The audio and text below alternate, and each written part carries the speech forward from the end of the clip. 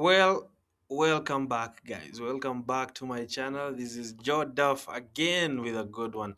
So today is on Sunday, as you can see right there. We can refresh this one because you can see it's about 21:16. That's 9:16 p.m. on Sunday, 21st December 2020. And this is Nairobi, by the way. This is not Nembu. So time in Nembu. Nembu is a place in Kenya. Okay, but I'm not in Nembu, I'm in Kiambu. So now, going back to the markets and what are we looking at this week? So we have the Euro GBP. For the Euro GBP right here, we shall be waiting for a pullback. If we can go back to the weekly chart, you can clearly see that what we have here is a market that has been forming higher highs and higher lows, and we have had this rejection right here from last week and another confirmation of rejection from last week. That is last week, but one last week. And what we shall be waiting for is for the market to retest this area.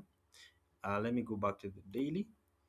What we shall be waiting for is for the market to retest this area, give us a good reason for entry. We are not just entering, we are waiting for a reason for entry that is on a H4 level, maybe H4 to be close around this area, at which point we shall go maybe back to the H1, look for some kind of pin bar or pull bar from which we shall be entering. So this Euro GBP and Euro NZD have the same setup because basically they are the same currencies. It's just that the base currency is the same Euro, but the other currency now is GBP and NZD, but they all have the same kind of setup. They all look kind of the same. So whichever gives us a reason for entry first, we shall be entering it. So as you can see also on the Euro NZD, we see the market that we see that the market has been forming some kind of consolidation around this area. So once we get a pullback back to this area and a good reason for entry, we shall be entering it, putting our stop losses just below there, having a risk reward ratio of 1:5 back up to this area, or maybe back up to this area, which shall give us about 1:3 risk reward ratio. A nice trade. So that's the first trade that we are looking at, which can be immediate. That is once the market opens. We also have NZD CAD. This is the particular market that I was in last week. As you can see, I was in for 2 weeks, man. 2 weeks. Man, this is why we call it set and forget. Because I have been waiting all this consolidation to be over, and we have been seeing some steady flow to the downside. So if we do get a pullback back to this area, given now that this is a new week, we might see the market actually pulling back. As you can see in the weekly chart, the market is kind of choppy, so we might see the market pull back all the way back up here. So it might take a week or days, I don't know. The only thing is that you show up and be ready for anything. So for the NZD-CAD, it has the same setup as NZD-CHF. As you can see, we have been selling constantly for very long time.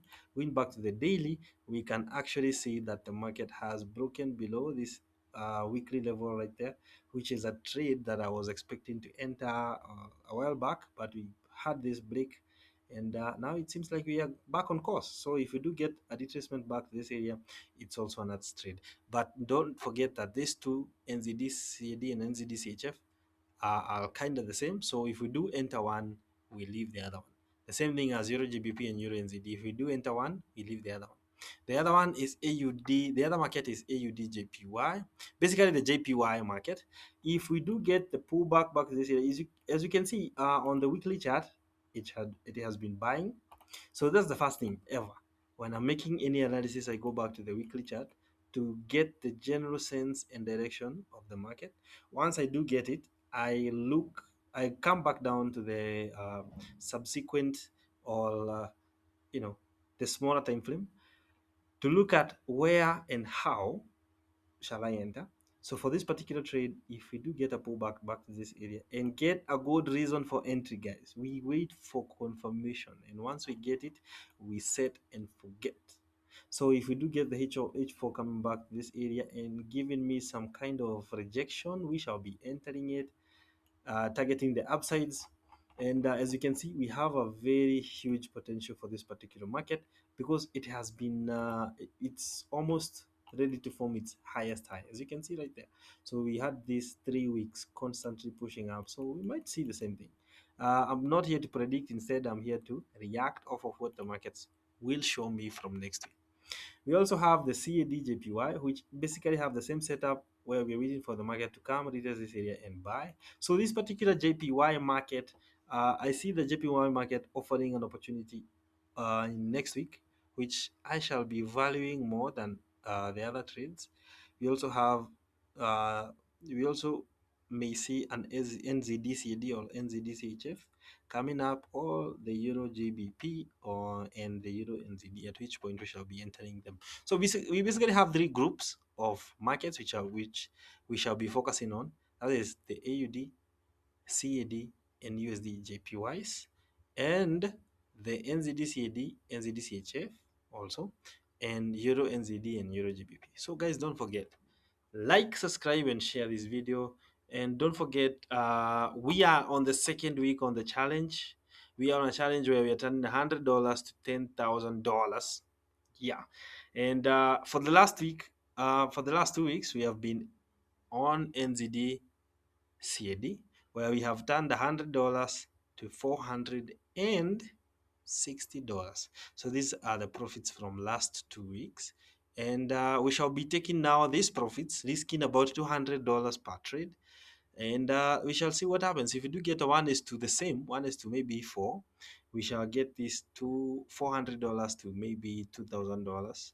Or maybe, since we are risking two trades, where we are risking 50% of the account, that is $200 per trade, we can see maybe like one trade winning and another one losing. So let's say about $1,000, or we may lose the whole account. Guys, in forex, you never know what is gonna happen. What is gonna happen? We never know. What we do is we react off of what the market is telling us. That's the main thing, guys. We are not here to be predictors. No, we are not angels. So that nobody actually knows. Nobody, even the hedge funds, nobody knows what the market is going to do. What we are here to do is react off of what the market is telling us. So don't forget that, guys. We are not here to predict. We are here to react.